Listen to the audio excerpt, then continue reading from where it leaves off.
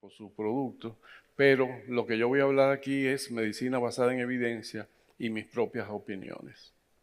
Bien, pues vamos a hablar de la adherencia al tratamiento de la osteoporosis respecto al ivandronato y la vitamina D.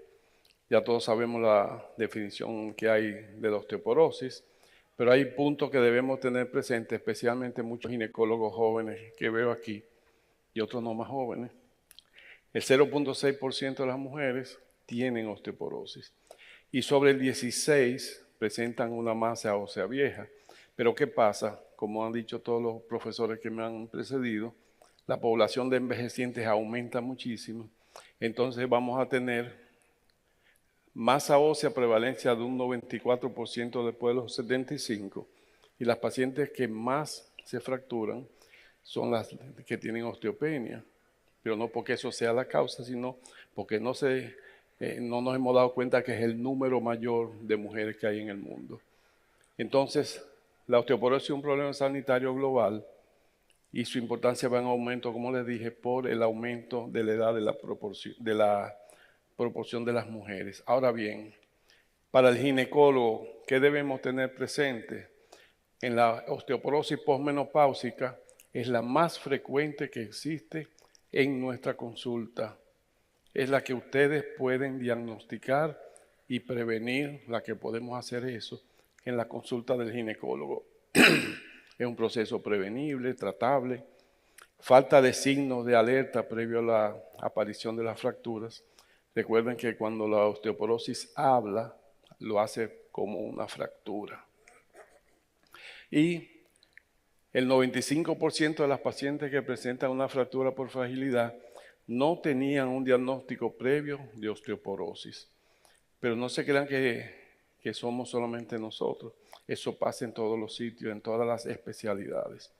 La osteoporosis posmenopáusica, ya todos lo sabemos, viene de un fracaso en alcanzar ese pico de masa ósea en su momento, pérdida ósea acelerada después de la menopausia, pérdida ósea relacionada con la salud, con la edad de la mujer y una combinación de estos factores. Los principales tipos de fracturas por osteoporosis. Entonces, el primer paso que debemos hacer es, primero, diagnosticar la osteoporosis, que es la más frecuente de nuestra consulta. Después de eso, en el camino, hacer diagnóstico de osteopenia para poder prevenir.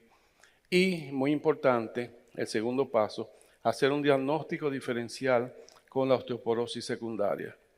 Si hay una osteoporosis por causas que no sean la posmenopausia y la tratamos, no vamos a tener éxito, vamos a perder tiempo y dinero, la paciente no se va a curar. En estos casos, referir al reumatólogo o al endocrinólogo.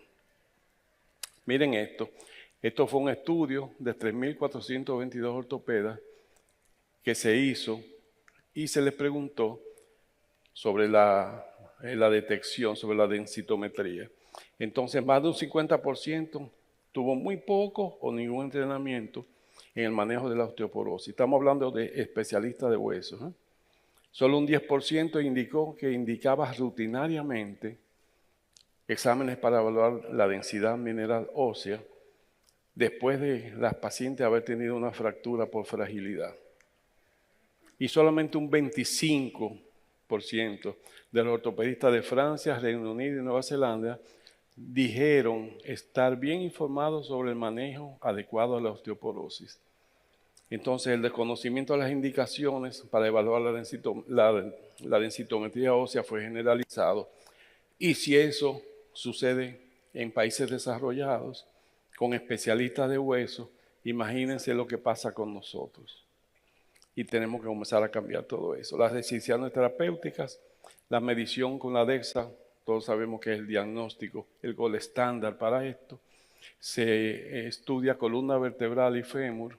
Usted puede medir otros sitios, pero solamente si usted está en un lugar o en condiciones que no tenga el equipo de DEXA o que la mesa no soporte el peso de la paciente. Hasta hace poco yo indicaba un sitio, pero cuando pasaban de 200 libras no se podía hacer nada. Ahora en el Instituto Materno Infantil adquirimos un equipo que soporta hasta 400 libras. O sea que los que estamos pasaditos, hombres y mujeres, podemos ir perfectamente allá. Bien, la primera línea para tratamiento de osteopenia, menos instalada a los 10 años de la menopausia, terapia hormonal de la menopausia. Pero ojo, terapia hormonal sistémica, no local, porque como dijo el profesor Vargas y todos sabemos, la terapia local estrogénica no afecta el sistema. Entonces usted va a tener un efecto ahí muy bueno, excelente, perfecto, pero que a nivel sistémico no le va a funcionar. En especial, esta terapia hormonal, si la paciente tiene síntomas relacionados con la menopausia, usted le va a cambiar la vida a esas mujeres cuando le indican la terapia hormonal. Y por supuesto, si no hay contraindicaciones y, lo más importante aún todavía, si la mujer acepta. Por eso tenemos que tomarnos el tiempo para hablarle, explicarle los pros y los contras y que ella haga su consulta con Dr. Google y sobre esa consulta nosotros afianzar los términos. Bien, la terapia hormonal definitivamente disminuye la incidencia de fracturas, incluyendo las vertebrales y las de cadera. Es la única terapia que se ha comprobado efectiva para evitar o reducir las fracturas por osteopenia. Bien, las opciones hay muchas, antirresortivos, terapias anabólicas, pero en esta charla quiero hablar sobre uno de los bifosfonatos más populares, que es el ivandronato. El ivandronato estaba proscrito hace unos años, porque cuando un médico decía, le voy a indicar ivandronato, eso no sirve en cadera, solamente vértebra. Y usted va a ver qué ha pasado con eso. Esa afirmación ya no es válida.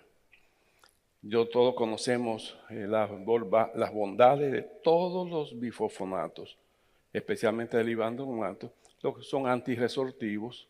Ellos lo que van a hacer es disminuir la actividad del osteoclasto y estimular su apoptosis, entonces favorece eso a la formación de hueso. Los más utilizados, no solamente por su acción, sino por su costo en la osteoporosis menopáusica, son ellos. Bien, la FDA los aprobó diario, vía oral, en el 2003, y en el 2005 aprobó la dosis de 150 miligramos. Me gustó mucho lo que decía el profesor Jorge Vargas, y es que definitivamente muchas cosas no van a Estados Unidos porque la FDA no, o el mercado no, o los intereses no. Yo soy alérgico a todos los medicamentos estos y solamente puedo tomar Ponstan. Y el dolor de cabeza mío fue grande cuando me dolió la cabeza en Estados Unidos y no aparece Ponstan. Esa molécula no ha podido entrar a los Estados Unidos. ¿Por qué? Excelente. Hay muchos estudios de ivandronato, muchísimos, y con muchísimos resultados. Ahora, hay que tener en cuenta que cuando se hicieron en su tiempo, esos estudios iban enfocados a lo que más se fracturaba, y eran las vértebras. Y la industria, por supuesto, se enfocó en eso, los investigadores también, y la mayoría de los estudios hablaban de fracturas vertebrales. Entonces, el estudio DIVA, regímenes intravenosos, el VIVE, ivandronato mensual y semanales, el móvil, eso es muy interesante, fase 3, es el único que ha evaluado la dosis de 150 miligramos vía oral mensual en dosis única. Entonces, su objetivo principal era determinar el aumento de densidad mineral ósea lumbar, el primero, pero eso no quiere decir que no habían otras cosas que iban apareciendo. Entonces, tanto al año como a los 2 años se produjeron los mismos incrementos de la densidad mineral ósea con los diferentes regímenes, tanto lumbar como en cadera a los 5 años. Pero el estudio principal, el objetivo principal era lumbar, pero estuvieron las dos cosas que se descubrieron. Conclusiones del móvil: el ivandronato una vez al mes al menos es tan eficaz y tolerado como el diario. Y la administración, esto es muy importante porque se va al título de la conferencia, que es la adhesión al tratamiento. La administración una vez al mes puede ser más conveniente para los pacientes y mejorar la terapéutica, optimizando así los resultados. Aquí vemos los estudios en densidad lumbar, tenemos la cadera total, tenemos el cuello femoral en 5 años. Bien, el BON es un estudio también fase 3, también investigó las fracturas vertebrales, pero miren qué pasó con el BON. Se sometió a un análisis post-hoc, que no es más que un estudio que implica que va a analizar los datos que se han obtenido significativamente válidos después de que se ha completado un estudio. Entonces, eso lo que va a hacer es, ese tipo de análisis, identificar los patrones o resultados que no eran el objetivo principal de ahí. Y el BON lo que quería principalmente era fracturas vertebrales. Bien, entonces miren lo que pasó ahí. No hubo diferencia significativa en la tasa de fracturas no vertebrales, o sea, de cadera. Sin embargo, el post-hoc dice que hay una reducción del 69% de las fracturas no vertebrales. Eso es en pacientes de alto riesgo con un T-score de -3, menos de -3. O sea que sí funcionaba. Entonces, en las pacientes, en ese estudio que se trató con dosis diarias, en la columna lumbar un 6.5 a los 3 años y en la cadera un total de 3.4. Las dosis del ivandronato tienen la ventaja que son sencillas, simples. Hay que concientizar a la paciente para lograr la adherencia. La enfermedad es silenciosa y cuesta mucho al paciente comprender eso. Cuando el paciente dice, pues yo no me siento nada, a veces sienten un dolorcito en el músculo, pero hay que explicarle, esto no es para eso. Hay que tomarse su tiempo. En cuanto a la importancia de la vitamina D, ese tema lo iba a tocar mi amigo Casimiro, que yo creo que está cerca de aquí, venía en camino ya, por eso no voy a abundar mucho en eso, se lo voy a dejar a él. Hay muchas cosas importantes, pero definitivamente la vitamina D es imprescindible. Vamos a llamarle la hormona D por su acción, no solamente en hueso, músculo, sino en todas las partes de la economía. Entonces, ¿qué pasa con esto? Que las dosis de vitamina D son bien toleradas y el cumplimiento del tratamiento con vitamina D contribuye a una mayor reducción en el riesgo de fracturas. Usted no puede indicar, para que no se fracture vitamina D, no, pero indirectamente sí, porque la vitamina D evita las caídas. ¿Y quiénes son los que se fracturan? Los que se caen. Entonces, por tanto, la vitamina D previene fracturas. Recomendaciones, como siempre, individualizar las dosis, descartar todas esas y en la consulta del ginecólogo medir la vitamina D, llevarla a niveles óptimos, indicar dosis de mantenimiento adecuado y supervisar el tratamiento. Esto fue la posición de la SIBON, de la Sociedad Iberoamericana de Osteoporosis y Metabolismo Mineral, que recomienda que suplementar en vitamina D. Tenemos aquí a dos de los profesores, el profesor Jorge Vargas y el profesor Alejandro Paradas, que participaron en la creación de estas recomendaciones. Ahí están las recomendaciones, que ya Casimiro les va a hablar un poco más de eso. Y entonces, la base del éxito es la adherencia al tratamiento. Las enfermedades crónicas, especialmente la osteoporosis, tiene grandes desafíos para los médicos y esto se debe a que hay muchas bajas tasas de adherencia al régimen indicado. Entonces, en el 2003, miren lo que dice la Organización Mundial de la Salud. La adherencia al tratamiento es el grado en que la conducta de un paciente en relación con la toma de medicación, el seguimiento de una dieta o modificación de hábitos de vida se corresponde con las recomendaciones acordadas por el personal sanitario. Creo que Melina tocó ese tema. Pues bien, esto fue un pequeño estudio de 245 pacientes tratados con bifosfonatos, alendronato, oxicodronato y ivandronato. Entonces, ¿qué se vio aquí? Según pasaban los meses de tratamiento, quienes abandonaban ese tratamiento. Y en ese estudio, 34.6% de los pacientes al año abandonaban el tratamiento.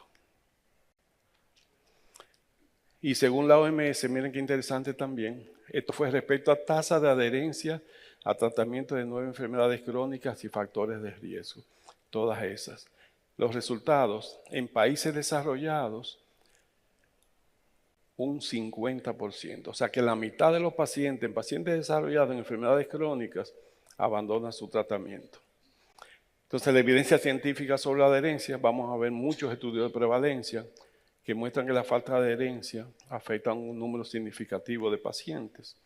Hay estudios de intervención, eso es muy importante, que demuestran las estrategias educativas y de apoyo mejoran la adherencia.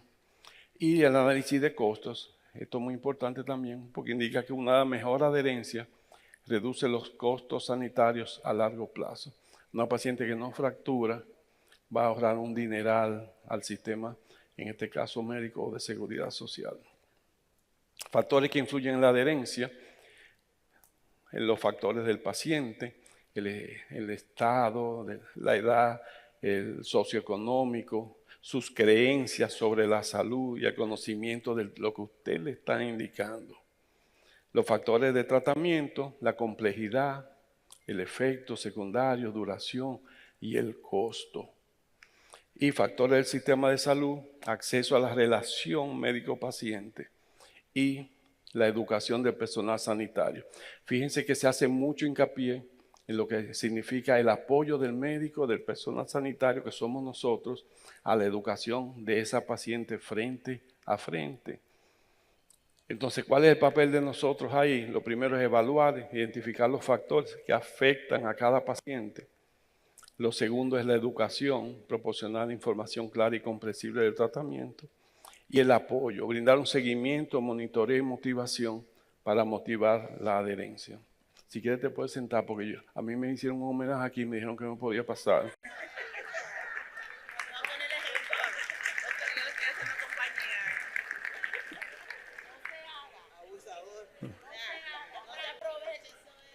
Entonces, según la Organización Mundial de la Salud, existen 5 factores que influyen en la adherencia.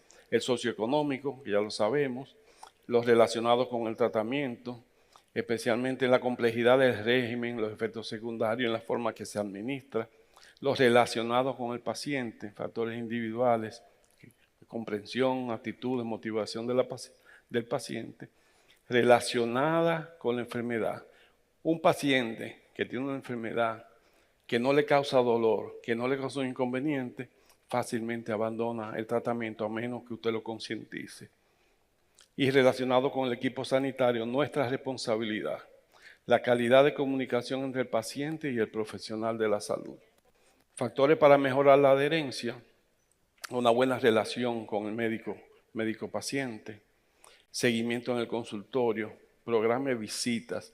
Aunque usted es un paciente con osteoporosis, no le va a repetir la densitometría, sino hasta el año de tratamiento o los marcadores, póngale en 6 meses, en 6 meses intercambie, haga su examen general para que se sienta motivado. Elementos objetivos, como ya dije, los marcadores, la densitometría al año, menos de ahí no es necesario. Y simplificar el régimen de medicamentos. Por eso, los anticonceptivos que se toman mensualmente pueden mejorar la adherencia y la respuesta al tratamiento. Ellas insisten. Entre los criterios que tenemos que tener para una buena adherencia, en general, los medicamentos. Y resulta que el no utilizar el medicamento exactamente como dice el médico es una causa flagrante de adherencia, de falta de adherencia a las indicaciones. La dosis es muy importante, porque si el paciente se siente muy bien, dicen, yo puedo bajar esa dosis. O si se siente muy mal, yo subo la dosis. Hay variaciones, pero especialmente bajando las dosis.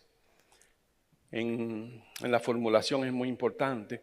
La mayoría de los pacientes les gusta una formulación determinada. A algunos les gusta tomado, a algunos les gusta inyectado. Usted debe de escoger la que más se acerque a la comodidad del paciente. La vía de administración es muy importante y realmente los medicamentos que tienen una medicación directa, niveles elevados de supervisión y de registro, inicial agudo, pues tienen mucho mayor éxito. Y dice tiempo expirado, eso no es de mi charla, no. Me confundieron con eso ahí. Bien. El intervalo de administración es muy importante y existe evidencia que los esquemas de monodosis, no solamente en esto, sino en cualquier... Fran decía, si te pasa te voy a apagar el teléfono, pero yo traigo esto por si acaso y no me lo voy a poder apagar. El micrófono. Entonces, los esquemas de medicación monodosis dan lugar a mejores tasas de adherencia que los multidosis. La duración es muy importante, hay que decirle a la paciente, ese tratamiento de osteoporosis no es por 6 meses, o 3 meses, o 1 año, son varios años. Los efectos secundarios también favorecen al incumplimiento, especialmente si se comienza a sentir bien, aunque no sea por esto, va a dejar el tratamiento. El grado de complejidad del régimen terapéutico es muy importante. Eso, cuanto más cambia las actividades habituales de la mujer, es peor. Una paciente que tiene que tomarse 3 pastillas por la mañana, 5 al mediodía, 4 en la tarde, 2 en la noche y ponerse un supositorio, no va a seguir el tratamiento de ninguna forma. Entonces, cuanto más complejo, es peor todavía. Las conclusiones, el ivandronato, como les mencioné, es efectivo para fracturas no vertebrales. Estamos hablando de fracturas de cadera. Tiene costos menores respecto a otros medicamentos. Las monodosis mensuales son efectivas y mejora la adherencia por tener dosis mensuales. ¿Qué hacer para mejorar la adherencia? Pues la misma estrategia que les mencionamos, buenas relaciones, seguimiento en el consultorio, elementos objetivos de respuesta y escoger un preparado que ofrezca una dosis simple, tanto para el ivandronato como la vitamina D. Eso va a facilitar mucho. Entonces, al final, lo que quería la fase resaltar era que en su producto se mejora la adherencia, hay adherencia a la suplementación al mismo tiempo de la vitamina D y del ivandronato y seguridad para ambos. Y por supuesto va a haber una disminución del riesgo de caída y fractura y va a mejorar la vida de nuestros pacientes.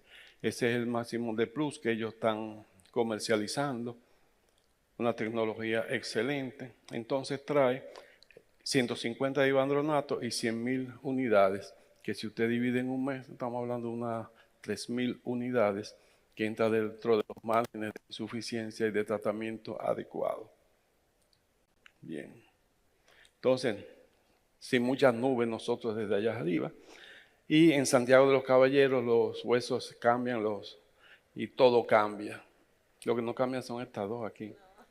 Gracias por su atención.